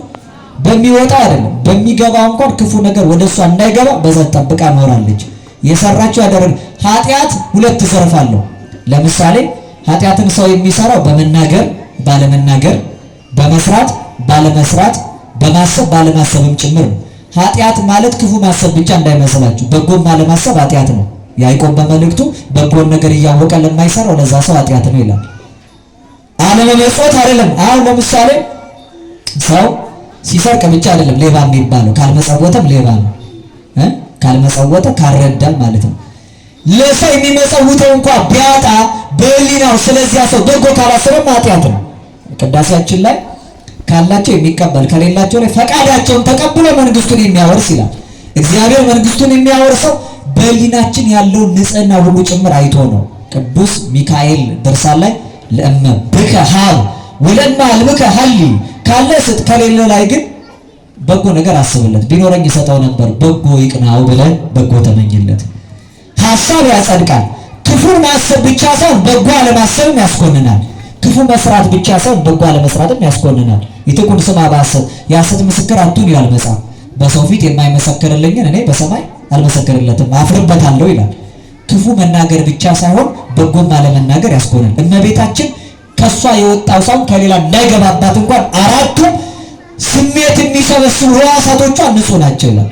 ሌላ አምስቱ ጠቅላላ የስሜት ሕዋሳት ንጹህ ስለሆነ መልክአ ኪዳነ ምሕረት ላይ ሰላም ለድንግልናኪ መክበበ ሕዋሳት ሐምስ፣ ለአምስቱ የስሜት ሕዋሳት ክብር የሆነው ድንግልና ሰላምታ ይገባዋል። ወላውቁ አጽቂ ክሌ አይማደ ነባቢት መቅደስ፣ የተናጋሪዋ መቅደስ አንድ ለሆነው ጭኖችሽም ሰላምታ ይገባል። ማርያም ታቦት ጽላተ ኪዳን አዲስ፣ ድንግል ማርያም ታቦት የአዲስ ኪዳን ጽላት አንቺ ነሽ ይላል። የአዲስ ኪዳን ጽላት ለክርስቶስ ታቦቱ አንቺ ነሽ ይላትና ቅብእኒ ርጢነ ጾም እስከ ሰኮና እግር ወርእስ፣ ከራስ ፀጉር እስከ እግር ጥፍር ድረስ ከእግር ሰኮና እስከ ራሴ ድረስ የጾምን ርጢን ቀቢኝ። እስመ ጾም ትፌውስ ሕማማ ለነፍስ፣ ጾም የነፍስን ሕመም ትፈውሳለችና ይላል። የጾም ርጢን እስኪ የጾም ርጢን በሉ፣ ርጢን በሉ እስኪ።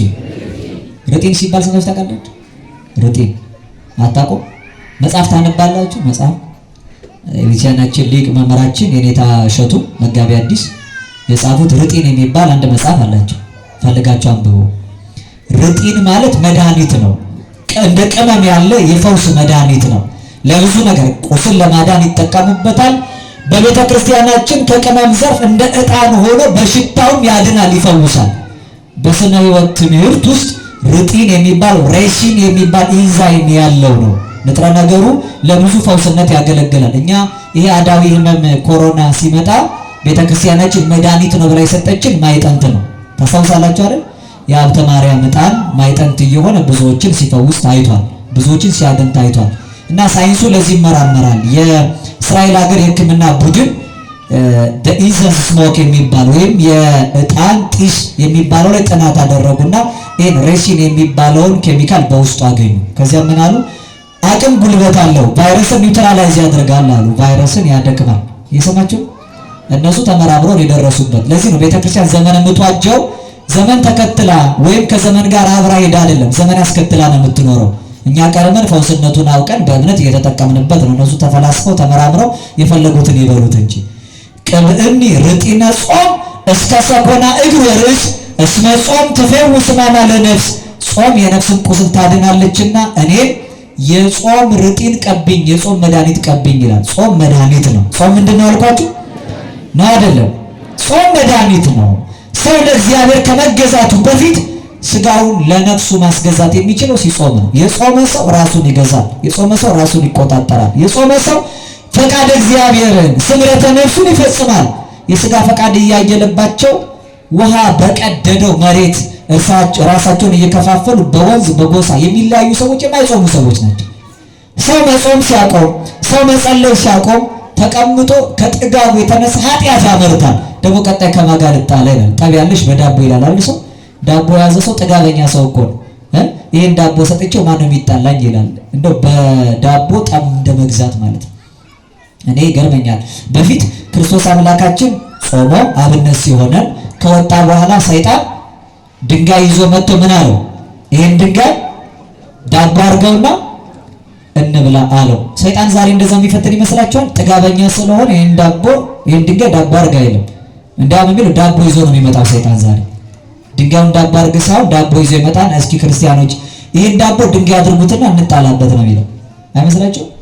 ምክንያቱም ሰው ጠብ ያለሽ በዳቦ የሚልበት ጥጋቡ ኃጢአት ለማምረት ህሊናው ስንፍና የተማረበት ዘመን፣ ጾም ለመተው ነፍሱን ለማክበር ስጋውን ለመቅጣት ስንፍና እየተጫነው ጾም አያስፈልግም የሚል ትውልድ የበዛበት በዚህ ጾም ጊዜ እንኳን የነፍስን ቁስል እንደሚያድን የስጋን ፍላጎት እንደሚቀጣ አስቦ ስጋውን ለነፍሱ ነፍሱን ለፈጣሪው ለማሳደር የሚተጋ ሰው አይገኝም። አሁን በሌላው ጾም ይህንን ጾም መጥቶ የሚያስቀድስ ሰው ብዙ አይገኝም። የነቢያቱን ጾም እያሰበ ጊዜያት ውሎ የሚበላ እግዚአብሔር አንተን ፈቃድ እፈጽማለሁ እኔ አንተ ደግሞ ፈቃዴን እፈጽምልኝ ብሎ ስምረተ ነፍሱን ጻይቀ ህሊናው የውስጥ ምኞቱን ከኃጢአት በቀር እግዚአብሔር እንዲፈጽምለት የእግዚአብሔር ፈቃድ የሚጠይቅ የለም። ፈቃዱን የምንጠይቀው ዝም ብለን በአደባባይ ነው። አላያችሁ? በሽታ መጣ፣ ጾም ጸሎታችን በአደባባይ ነው። እነ ሕዝቅያስ ራሳቸው ወደ ግድግዳ ዙሮ ሰው እንዳያቸው ጭምር ማለት ነው ቢጸልዩ ነው እግዚአብሔር አምላክ 15 ዓመት የንስሐ ዘመን የሰጣቸው። ተደብቀን የምንጸልይበት ከእግዚአብሔር ጋር ሆነን የምንነጋገርበት በጾምና ጸሎት ከልብ በሆነ ሐዘን እሱን ደጅ የምንጠናበት ዘመን በቸርነቱ ያድርግልን። ክብረ ነቢያቱን በጣም በጥቂት ቃል አይቼ ይጨርሳሉ። ረዘመ መሰለኝ። በዚህ ወቅት የነቢያት ጾም ነው ይሄ የሚባለው። ጾሙ አስፈላጊ እንደሆነ እንድናውቅ ነው። ነቢያት የሚባለው መቼም ጊዜው አሁን ወረርሽኝ አለ፣ የኑሮ ውድነት፣ ረሃብ አለ፣ እርስ በርስ ጥል ደግሞ ጦርነት አለ። እንዲህ አይነት ችግሮች በሚመጡበት ጊዜ በሀገራችንና በመላው ዓለም በጣም የሚታየው ነገር ነቢይ ይበዛል፣ ባይታዊ ይበዛል፣ ትንቢት ተናጋሪ ይበዛል። ሰው ስለሚጨንቀው መኖር ብርቁ ማለፍ ጭንቁ ስለሆነ ነገን ማየት ስለሚፈልግ ይሄንን ያጠኑ አንዳንድ አናሊስቶች ይመጡና ነቢይ ነኝ ባለ ራእይ ነኝ ብሎ ለሰው አንዳንድ ነገር እየነገሩ ነገን በተስፋ የሚሞሉ መስለው ያስከትላሉ። አሁን አላያችሁ? በፊት እኔ የማውቀው ይቅርታ ይደረግልኝ ከዚህ ቤተ እምነት ከእውነተኛው በረት ውጭ ያሉ ሰዎች ወይ ፓስተር ወይ ሐዋርያ ነበር የሚባሉት። ይሄ ዘመን ግን ፓስተር ሐዋርያ የሚል ሰው አታገኙም። ነቢይ ገሌ ነው የሚባለው። የጭንቅ ዘመን የሚፈሩ ናቸው እነዚህ። ነቢይ ነን ይላሉ፣ ትንቢትን እናገራለን ይላሉ። ትንቢት ለመናገር እኔ የምበላውን በልቶ ሰው ከተናገረ እንደኔ ያለ ሰው እንዴት ትንቢት ይሆናል? የምንበላውን በልቶ የምንጠጣውን ጠጥቶ ከተናገረ እያገሳ ነው እንጂ ትንቢት የተናገረ አይደለም። እንደኛው ተኝቶ ጠዋት ተቀስቅሶ ተነስቶ ከተናገረ እየቃዠ ነው እንጂ እየተነበየ አይደለም። ትንቢት እንዲህ አይነት አይደለም። ነቢያት የሚባሉት አንደኛ ጴጥሮስ መልእክት ሁለተኛ ጴጥሮስ መልእክት ምዕራፍ 1 ቁጥር 20 ጀምሮ እንዲህ ተብሎ ተጽፏል። ትንቢት ከቶ በሰው ፈቃድ አልመጣምና አለ መጽሐፍ። በማን ፈቃድ አልመጣም? ዳሩ ግን አለ አንደኛ ቅዱሳን ሰዎች፣ ሁለተኛ ከእግዚአብሔር ተልከው፣ ሶስተኛ በመንፈስ ቅዱስ ተነድተው ተናግረውታል እንጂ ትንቢት የሰው ፈቃድ አይደለም ማለት። ነቢያት የሚባሉት ቅዱሳን መሆን አለባቸው። ቅዱስ ማለት የተለየ የከበረ የነጻ የጸና ማለት ነው። ሳይከብሩ ሳይለዩ ሳይነጹና ሳይጸኑ ትንቢት ተናግሬያለሁ ቢሉ እነዚህ እንደው ዓለማዊ አናሊስቶች እንኳን ይቀድሟቸዋል። አይታችኋል? ዜና መጨረሻ ሲያልቅ የአየር ሁኔታ ትንበያ ይባላል። የአየር ሁኔታ ትንበያ የሚለውም ቃል ችግር አለበት። መላምት ነው የሚባለው። ትንበያ ማለት ሊደረግ ያለውን አስቀድሞ ፎርካስት ፕሪዲክት ማድረግ ማለት ነው፣ ወይ አውቆ ተረድቶ መናገር። ነቢይነት ማለት ያለፈ ያለ ሊመጣ ያለው ሳይደረግ በፊት ማየት መረዳት ማለት ነው። በነገው ዕለት ከባድ ዝናብ ይዘንባል ይላሉ። ጥላ ይዛችሁ ስትወጡ ፀሐይ ይሆናል። ነገሩ ጥላው ለፀሐይ ያገለግላል። የዛሬው ነቢይ ግን እንደው ትንቢቱ መንገድ ስለሚያስት ሞት ነው የሚያመጣው። ልጅቷ ጸንሳ ነቢይ ነኝ ወዳለው ሰው ሄዳ እንደው በጣም ጓጉቻለሁ እስከወልድ ድረስ እንደው ንገረኝ እስኪ አንተ ታውቃለህ የምወልደው ወንድ ነው ወይስ ሴት አለች። አንቺ ምንድን ነው የምትፈልጊው አላት። እኔ ወንድ ቢሆን ደስ ይለኛል፣ ግን አንተ ሳትወልድ ንገረኝ። በቃ አይዞሽ ግድ የለም ወይ ወንድ ነው ወይ ሴት ነው የሚሆነው፣ ከሁለቱ አይወጣም ማለት። እየሰማችሁ ይሄንማ እኔም አውቃለሁ። እንዲህ አይነት ነው ነቢይ። አሁን ዛሬ አካውንት የሚሞላበት ዘመን አይደል? ባንክ ቡካችሁን አምጡ እያለ ሁሉም እንደዛ ነው የሚጸልየው። በጣም የሚገርማችሁ ይሄን መቼም በአካል ሄዳችሁ አታዩም፣ በቴሌቪዥን ነው የምታዩት። ስታዩ ምን ማስታወቂያ ታላችሁ? ሁሌ የማይጠፋ በአካውንታችሁ ላይ ገንዘብ እከትላችኋለሁ አሜን በሉ እያለ ያስጮሃል ነቢይ ተብዬው። ከዛ ከስር ቴሌቪዥኑ ላይ ማስታወቂያ ይሄዳል። ይሄንን ተልእኮ መደገፍ ለምትፈልጉ በዚህ አካውንት ብር አስገቡ ይላል። ለራሱ ያልሆነ ሰው የሰው አካውንት ላይ ይሞላል፣ የራሱ ግን ጎሏል። ጠንቋይ ለራሱ አያውቅም አይደል? እንዲያ እንናገራለን እናውቃለን የሚሉ የሰውን ድካም አይተው በጥናት የተደገፈ ወንጀል የሚሰሩ ብዙ ሰዎች አሉ። ነቢይነት እንዲህ አይደለም። ነቢይነት ማለት ቅዱሳን ሰዎች ይላል ከእግዚአብሔር ተልከው ከማተልከው ዘተፈነው ማለት እግዚአብሔር ከእግዚአብሔር ተልከው በመንፈስ ቅዱስ ተነድተው። መነዳት ማለት ግብረ ኖላዊ ወይም የእረኝነት ስራ 5 ነው። አንደኛው ኖላዊ መራሂ ነው፣ ይመራል። ሁለተኛ አቃቢ ነው፣ ይጠብቃል። ሶስተኛ ያሰማራል። አራተኛ አንጋፊ ነው፣ ከአውሬ ነጥቆ ይታደጋል። አምስተኛው ነዳኢ ነው፣ ይነዳል። መንዳት ማለት የመጨረሻው ደረጃ ነው። ከበጉ ወይም ከመንጋው ፈቃድ ውጪ እረኛ ወደሚፈልገው ስፍራ ማድረስ ማለት ነው። ምንም ቅዱሳን ቢሆኑ ምንም ከእግዚአብሔር ቢላኩ ንጉሥ የወደደውን ዘመን የወለደውን ብለው የግል ሀሳብ የማይሸቅጡ ሰዎች ናቸው እውነተኛ ነቢያት የሚባሉት። እግዚአብሔር የሚናገረውን ብቻ የሚናገሩ። ማን የሚናገረውን ብቻ? በመነሻችን አንድ ታሪክ ተቀምጧል። ታሪኩ አጭር ስለሆነ ነው እሱን ተናግሬ እጨርሳለሁ። ነቢይነት ምን ማለት እንደሆነ የተናገረ ታላቅ የእግዚአብሔር ነቢይ ሚክያስ በትንቢተ አሞጽ ምዕራፍ 3 ቁጥር 6 ላይ እስመ አልቦ ዘይገብር እግዚአብሔር ዘኢነበበ ወዘኢከሰተ ለአግብርቲሁ ነቢያት፣ እግዚአብሔር አምላክ ምስጢሩን ለባሪያዎቹ ለነቢያት ካልነገራቸው አንዳች የሚያደርገው የለም ይላል። እንኳን የሰው ሐሳብ የእግዚአብሔርን ሐሳብ የሚያውቁ ናቸው አገልጋዮቹ ነቢያት። ሰው ምን እንደሚሆን አይደለም፣ እግዚአብሔር መጥቶ ምን እንደሚያደርግ አስቀድመው የሚናገሩ ናቸው ነቢያት። እንደሚወለድ፣ እንደሚወርድ፣ እንደሚጠመቅ እንደሚሰቀል፣ ሞትን ድል ነስቶ እንደሚነሳ፣ ዳግም ለፍርድ እንደሚመጣ ትንቢት ተናገሩ። እግዚአብሔር የሰወረው ከነሱ የደበቀው ምስጢር ስለሌለ ማለት ነው። ነቢይ ማለት የሕዝብ ዓይን የእግዚአብሔር አፍ መሆን ማለት ነው። መጽሐፍ ዓይኖቻቸው ነቢያትን ጨፍኖባቸዋልና ይላል። ካህናቱ ከነቢያት የሚለዩት ካህናት የእግዚአብሔር ዓይን የሕዝብ አፍ ናቸው። ነቢያቱ ግን የእግዚአብሔር አፍ የሕዝብ ዓይን ናቸው። ነቢይ ማለት የእግዚአብሔር አፍ የእግዚአብሔር እስትንፋስ መሆን ነው። በእነሱ ላይ አድሮ የሚናገር ማ ስለሆነ ትንቢተ ኢሳይያስ ምዕራፍ 1 ቁጥር 2 ላይ ስማ ሰማይ ወአጽሜ ምድር እስመ ከመዝ ነበበ እግዚአብሔር፣ ሰማይ ስማ ምድር አድምጪ፣ እግዚአብሔር እንዲህ ተናግሯል። ልጆች ወለድኩ አሳደግኩ፣ ወልደ ወለድኩ ወአልሐቁ እሙንቱ ሳሉን፣ እነሱ ግን አመጹብኝ። በሬ ገዢውን አህያም የጌታውን ጋጣ ሲያውቅ እስራኤል አላወቀም፣ ሕዝቤም አላስተዋለም ማለት። ሲጨርስ ምን አለ? ቁጥር 18 ላይ እሺ ብትሉ ብትታዘዙ የምድርን በረከት ትበላላችሁ፣ እምቢ ብትሉና ብታምፁ ሰይፍ ይበላችኋል። የእግዚአብሔር አፍ ይህን ተናግሯልና። የማን አፍ? እኔ ኢሳይያስ ከሊናዬ ጓዳ ከልቤ ሰሌዳ እንቅቼ ፈጥሬ የምናገር እንዳይመስላችሁ። በእኔ ላይ አድሮ የሚናገር ማን ነው አለ? እግዚአብሔር። ነቢያት የእግዚአብሔር አፍ የእግዚአብሔር እስትንፋስ ናቸው። ካለ ላሊበላ፣ ዳግማዊ ያሬድ፣ ኢትዮጵያዊ ዲዮስቆሮስ የምንለው ሊቁ መምህራችን አባ ጊዮርጊስ ዘጋስጫ በሰዓታት ምስጋናው ላይ እንዲህ አለ። እግዚአብሔር ዘበነቢያት አስተንፈስ ከመ ያስምዕ ቃሉ ለሕዝብ። እግዚአብሔር ለሕዝቡ ቃሉን ማሰማት ሲፈልግ በነቢያቱ ላይ ያደረ ይተነፍሳል ይላል። ነቢያት እስትንፋስ እግዚአብሔር የእግዚአብሔር አፍ ይባላሉ። ጊዜውን አይተው ነገር አጥንተው በአናሊሲስ አይደለም የሚናገሩት። ማን ያመለከታቸውን ብቻ? እግዚአብሔር ያመለከታቸው።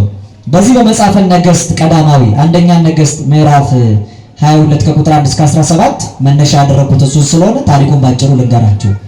አንድ የእስራኤል ንጉሥ ነበር፣ አክዓብ ይባላል። ማን ይባላል? አክዓብ የሚባል አንድ ንጉሥ ነበረ። የእስራኤል ንጉሥ ነው። ዳዊት ከተነሳ በኋላ ልጁ ሶሎሞን መጣ። ሶሎሞን እግዚአብሔርን ሲያሳዝን ስለ ዳዊት ስለ አባትህ ይቅር ብያለሁ፣ ካንተ በኋላ ግን የእስራኤል መንግስት ለሁለት እቀዳለሁ አለው እግዚአብሔር። ሮብዓም እና ኢዮርብዓም እስራኤልን ለሁለት ከፈሉ። በደቡብ ግዛት ያለው ቤተ አይሁድ ተባለ፣ የሁለት ነገድ ማረፊያ ነው። በሰሜን ያለው ቤተ እስራኤል ተባለ፣ 10 ነገድ።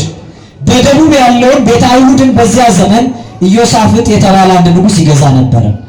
በሰሜን ያለውን ቤተ እስራኤልን ደግሞ ንጉሱ አክዓብ የነቢያት ግፍ ፈጻሚ የሚባለው ኤልዛቤል የምትባል ሚስት ያለችው የናቡቴን ደም በግፍ በደጃፉ ያፈሰሰ ነቢዩ ኤልያስ የናቡቴን ደም በደጅ እንዳፈሰስክ ያንተም ደም በግፍ ይፈሳል ያለው፣ የናቡቴን ደም ውሾች እንደላሱት ያንተም ደም ውሾች ይልሱታል፣ ጋለሞቶች ይተጣጠሙበታል ብሎ ትንቢት የተናገረበት ሰው ነው አክዓብ። ይህንን ሁሉ ነውር የተሸከመ አክዓብ የእስራኤል ንጉሥ ተብሎ ተቀምጧል።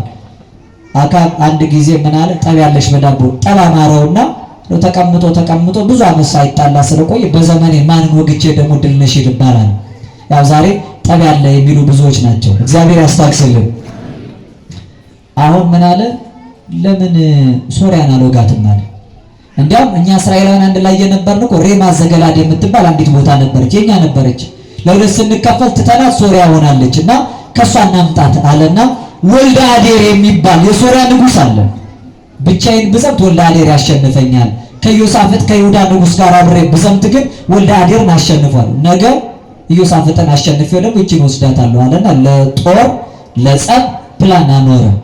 መጀመሪያ ይሄን አሸንፏለሁ፣ ከዛ ይሄንን ደግሞ አሸንፏል። ዓለም ምን ይላል? የፕሮክሲ ዋር የሚባል አለ፣ የውክልና ጦርነት። ውጪዎቹ አሁን ሲያሴሩ መጀመሪያ ሄደን ከምንወጋቸው በእንትና በኩል እንዲናርጋቸው፣ ከዛ ሲዳከሙ ደግሞ እንዲናረጋቸዋለን ብለው ያቀዱልን ብዙ ጣጣ ስላለ ማለት ነው። እንዲህ አይነት እቅድ እነዚያን የመሰለ ሐሳብ አስቦ አክዓብ ተነሳ። ኢዮሳፍጥን ጠራውና ለምን ሶርያን ግን አንወጋትም? ሬማ ዘገለአድን ለምን ወደኛ አንመልሳትም አለው። እስራኤላውያን ጦርነት ከወጣን እግዚአብሔር አብሮን ከሌለ እንሸነፋለን። እግዚአብሔር ፈቃዱ ነው አይደለም የሚለውን መጀመሪያ እናጣራ እስኪ አለው። እንዴ እግዚአብሔርማ ይፈቅዳል ይሄን አለ። በግድ የሰበሰባቸውን 40 የሚሆኑ ነቢያትን እስኪ ትንቢት ተናገሩ፣ እኔ ልወጣ ነው ከኢዮሳፍጥ ጋር አብሬ ቤተ እስራኤል ከቤተ አይሁድ ጋር ሶርያን ልትወጋ ወልደ አዴርን ድል ነስታ ሬማ ዘገለአድን ልታመጣ ነው። እግዚአብሔር ምን ይላል እስኪ ተናገሩ አላቸው። ንጉሱን አይተው በጣም ብዙ ነቢያት ፈሩ። ከዛ በኋላ ምን አሉ? እንደ ንጉሱ ቃል አደሩ። እየፈሩና እየተንቀጠቀጡ ንጉሱ ይውጣ ድል ነስቶ ይመለሳል ብሎ ትንቢት ተናገሩ። ኢዮሳፍጥ ደነገጠ። እንዴ ነቢያት ሁሉ በአንድነት እኮ ንጉሱ ቢወጣ ድል ነስቶ እንደሚመጣ ይናገራል። የእግዚአብሔር ፈቃድ ነው ማለት ነው አለ። አዎ ፈቃድ ነው አለው። አንድ ነገር ልጠይቅሃለሁ ኢዮሳፍጥ ንጉሱ አካብ፣ ነቢያቱ ግን እነዚህ 40 ብቻ ናቸው? እንደው የቀረ ነቢይ የለም? እንደው ዝም ብለን ደግሞ አንድ እድል ሰጥተን ነው የሚናገር? ማንም አልቀረም፣ ሁሉም ነቢያት እነዚህ ናቸው። ነገር ግን በመካከል የሌለ እግዚአብሔር በጎ ቢያሳየው በጎ የማይናገርልኝ ሚክያስ የሚባል አንድ ነቢይ ብቻ አልመጣም አለ። ማንም ይባል አልኳችሁ? ሚክያስ በሉ እስኪ። በነቢያቱ ዘመን የተነሱ በስም ተወራራሽነት ያላቸው 3 ነቢያት አሉ። አንደኛው ሚልክያስ ይባላል። ሚልክያስ ማለት የእግዚአብሔር መልእክተኛ ማለት ነው።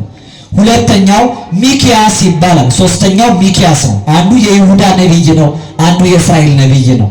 ይህ ሚክያስ ትንቢተ ሚክያስን የጻፈው ሳይሆን የይምላ ልጅ ሚክያስ የሚባል የእስራኤል ነቢይ ነው። ከነ ኤልያስ ቀጥሎ ከነ ኤልሳ በኋላ የተነሳ ታላቅ ነቢይ ነው። ይሄ ሚክያስ ማለት መኑ ከማምላክ እንደ አምላክ ማን ነው? እግዚአብሔር ማን ይመስላል ማለት ነው። ያስ ኤል የሚሉት ቃላት አምላክ እግዚአብሔር ማለት ነው። ለምሳሌ ሕዝቅኤል ሕዝቅያስ የሚለው አንድ ትርጉም ነው ያለው።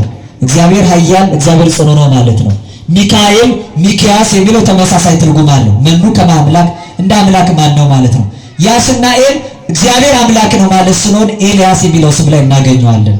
ይህ ነቢይ ሚክያስ በፊት ለፊታቸው ትንቢት እንዲናገር ከጃንደረባ አገልጋዮቹ መካከል ንጉሱ አካብ አንድ መልእክተኛ ላከ።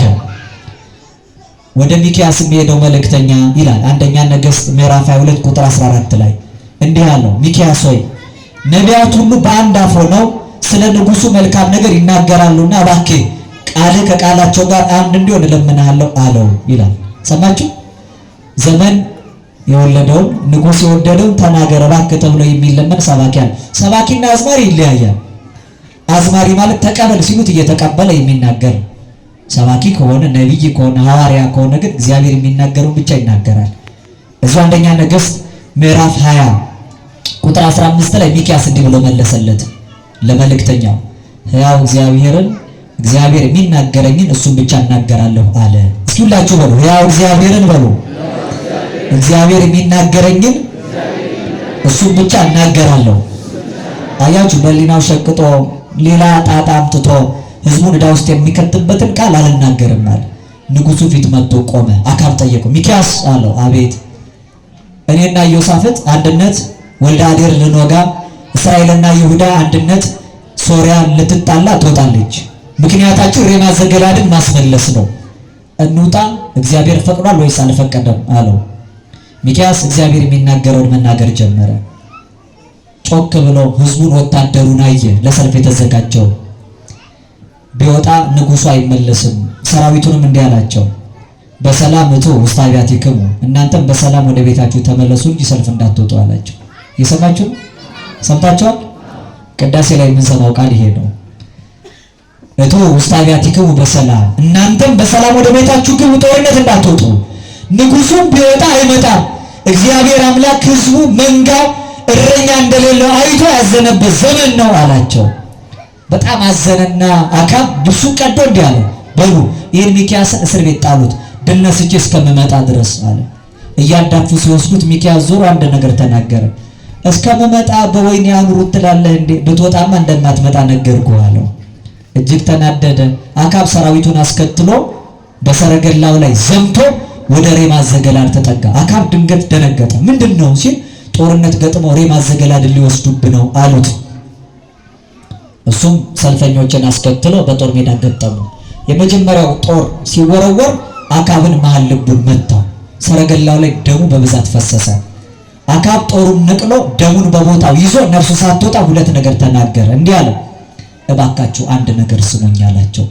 በፍጥነት ሰረገላውን ወደ ኋላ መልሱና ከቤተ መንግስት እስር ቤት ያለውን ሚክያስን አውጥታችሁ አንዴ በአይኔ ልየው፣ ብትወጣ እንደማትመጣ ነገርኩ ብሎ ነበር። እንደመጣው እንኳን ይየኛ እንዴ ቃሉ እንዳይፈጸማል። የሰማችሁ እያጣጣር እንኳን ንስሐ የማይገባ ሰው አለ።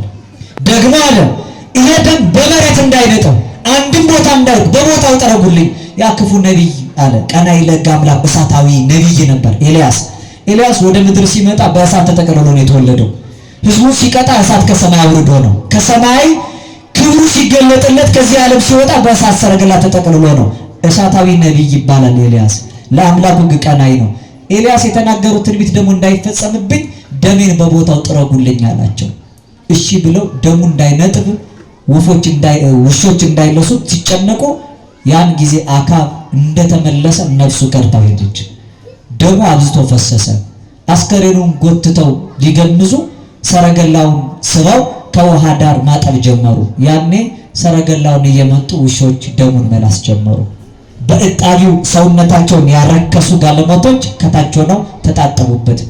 እግዚአብሔር በቸርነቱ የትንቢት መፈጸሚያ ያድርገን። ሚክያስን ተመልከቱ ያለው ያው እግዚአብሔር የሚናገረኝን ብቻ እናገራለሁ አለ። ነቢያት ማለት እንዲህ የሚናገሩ ናቸው። አሁን ወደ ጦርነት ሊወጣ ሰልፍ ሊገጥም የተሰረፈውን ሰራዊት ሚክያስ የመከረው እናንተም በሰላም ወደ ቤታችሁ ግቡ ብሎ ነው።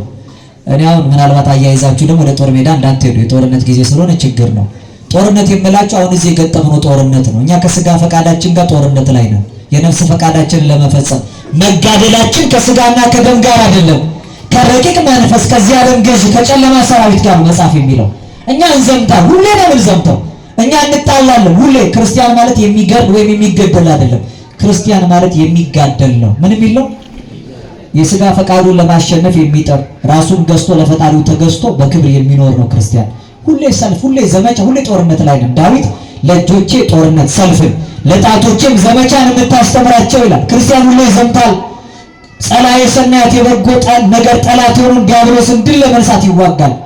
ድል ነስታችሁ እንድትመለሱ የስጋ ፈቃድ በዓለም እንዳይሰለጥንባችሁ የለም ወደ ሌላ አትሄዱ።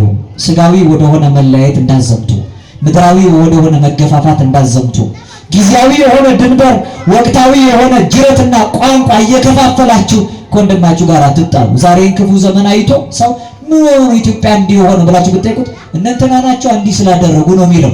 ቋንቋ እየጠቀሰ ወይ ወንዝ እየጠቀሰ ወይ ብሔር እያነሳ እነሱ እኮ ናቸው አገሪቷን እዚህ ውስጥ የከተቷት ነው የሚለው። እኛም እነሱም እኛን ሲወቅሱ ነው የሚታየው። ዛሬ እኛ የምትሉት ቦታ አንድ ላይ ራሳችሁን መደቡትና ነገር ግን እንዲህ ይላል ቅዳሴ አትናቴዎስ ላይ ሊቁ ምን ይላል? ኦ አዳም ምን ተረሳይናከ፣ አዳም ሆይ እኛ እንደው አንተ ምን በደልን? ያኔ እኮ ዕፀ በለስን በልተን እግዚአብሔርን ባታሳዝን ይሄኔ ከገነት አንወጣም ነበር። ኦ ሔዋን ምን ተረሳይናከ፣ ሔዋን ምን በደልሽ? ግን ያኔ እኮ የዲያብሎስን ቃል ሰምተሽ ዕፀ በለስን እንዲበላ አዳምን ባትወሰውዡ ኖሮ መወትወቱ ባይኖር ኖሮ ያኔ ከገነት አንወጣም ነበር። ሔዋን ምን አደረግንሽ? አዳምና ሔዋን ምን አደረግናችሁ ይላል። መልሶ ሊቁ ምን አለ?